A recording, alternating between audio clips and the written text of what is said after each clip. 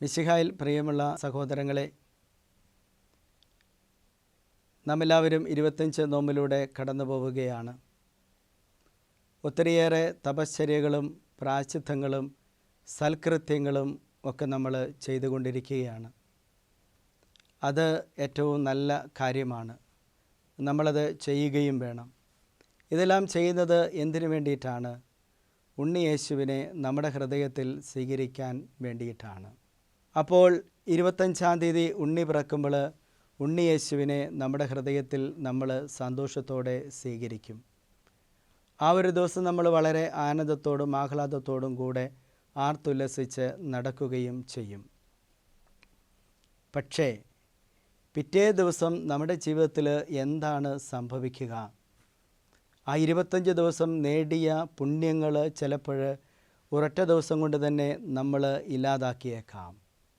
അതല്ല ദൈവം ഒരിക്കലും ആഗ്രഹിക്കുന്നത്. 25 നോമ്പിന് ശേഷവും തുടരേണ്ട ഒരു ആധ്യാത്മികത നമ്മൾ നേടിയെടുക്കണം. അതായത് ഉണ്ണി ജനിച്ചു നമ്മുടെ ഹൃദയത്തിൽ, ആ ഉണ്ണീശോ ഇനി നമ്മുടെ ജീവിതത്തിലും വളരണം. ആ ഉണ്ണിയെ നമ്മുടെ ജീവിതത്തിൽ വളർത്തിക്കൊണ്ടുവരിക എന്നുള്ളതാണ് ഏറ്റവും പ്രധാനപ്പെട്ട കാര്യം. അവിടെയാണ് നമ്മുടെ ജീവിതത്തിൻ്റെ വിജയമിരിക്കുന്നത്.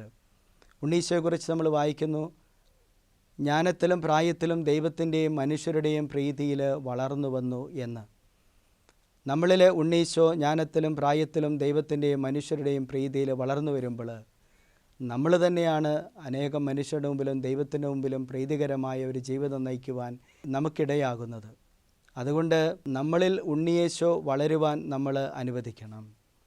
വീണ്ടും നമ്മൾ ഈശോയെക്കുറിച്ച് കാണുകയാണ്. അവൻ്റെ മാതാപിതാക്കൾക്ക് വിധേയരായി ജീവിച്ചു എന്ന് നമ്മൾ കാണുകയാണ്.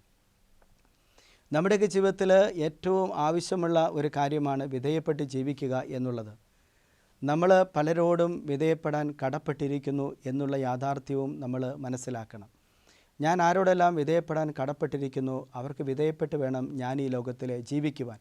അവിടെയാണ് എൻ്റെ ജീവിതത്തിൻ്റെ മനോഹാരിതയും സന്തോഷവുമൊക്കെ അടങ്ങിയിരിക്കുന്നത് എന്ന് നമ്മൾ മനസ്സിലാക്കണം. അതുപോലെ തന്നെ ധാരാളം കഴിവുകൾ നമുക്കുണ്ട്.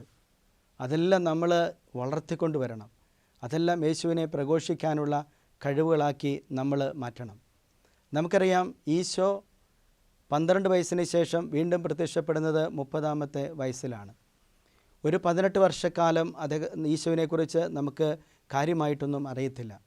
ഒരു രഹസ്യ ജീവിതം നയിക്കുകയായിരുന്നു. എന്തിനു വേണ്ടിയിട്ടാണ്?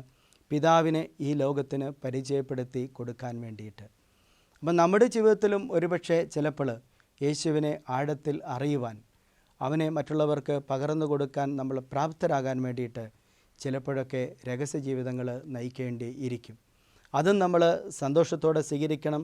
അപ്പോൾ നമ്മൾ മനസ്സിലാക്കണം, ഞാൻ യേശുവിൽ വളരുകയാണ്, യേശു എന്നിൽ വളരുകയാണെന്ന് ഞാൻ മനസ്സിലാക്കണം. നമുക്കറിയാം, പൗലോസ് അപ്പസ്തോലൻ തന്നെക്കുറിച്ച് തന്നെ പറയുക, ഞാൻ പാപികളിൽ ഒന്നാമനാണ് എന്നാണ് പറയുക. വീണ്ടും അദ്ദേഹം പറയുന്നു, ഞാൻ ദുർഭകനായ മനുഷ്യൻ എന്ന് പറയുകയാണ്. പക്ഷേ യേശുവിനെ അടുത്ത് അറിഞ്ഞ് ജീവിക്കാൻ തുടങ്ങിയപ്പോൾ, യേശു അവനിൽ വളർന്നു കഴിഞ്ഞപ്പോൾ അവൻ പറയുകയാണ്, ഞാൻ മറ്റൊരു ക്രിസ്തുവായി മാറിയിരിക്കുന്നു എന്ന്. അപ്പോൾ പ്രിയമുള്ള സഹോദരങ്ങളെ, ഈ ക്രിസ്മസ് അത് കഴിഞ്ഞു വരുന്ന നാളുകൾ, ആ നാളുകളിൽ നമ്മൾ മറ്റൊരു ക്രിസ്തുവായി രൂപാന്തരപ്പെടുമ്പോഴാണ് ഈ 25 ദിവസം നമ്മൾ ആചരിച്ച സൽകൃത്യങ്ങളും അനുഷ്ഠാനങ്ങളുമൊക്കെ ദൈവത്തിന് മുമ്പിൽ പ്രീതികരമായിട്ട് മാറുക.